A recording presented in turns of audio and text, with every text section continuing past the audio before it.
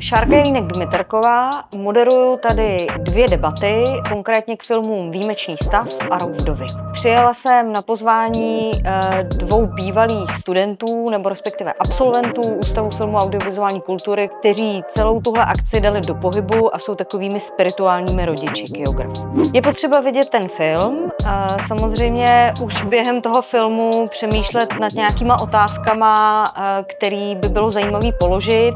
Já často po skončení toho filmu se dívám i na nějaké rozhovory, které už tvůrci k tomu filmu dali, abych nepokládala otázky, na které odpovídali už 100krát předtím.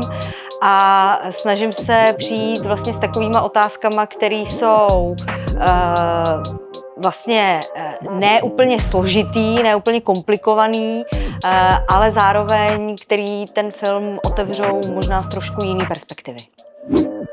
Bližší je mi asi Rok vdovy, protože je to takový záměrně malinko podchlazený drama, velmi citlivě, uměřeně natočený, který vypovídá o velkých tématech, který si myslím, že v současnosti jsou jedny z těch posledních tabuizovaných, řekněme.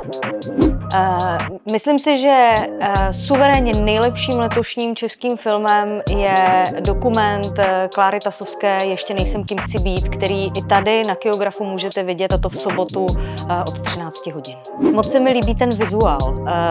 Ta kombinace těch dvou velmi jedovatých barev je v něčem jako malinko agresivní, ale zároveň mě teda příjemná ta kombinace tyrkysové s tou růžovou.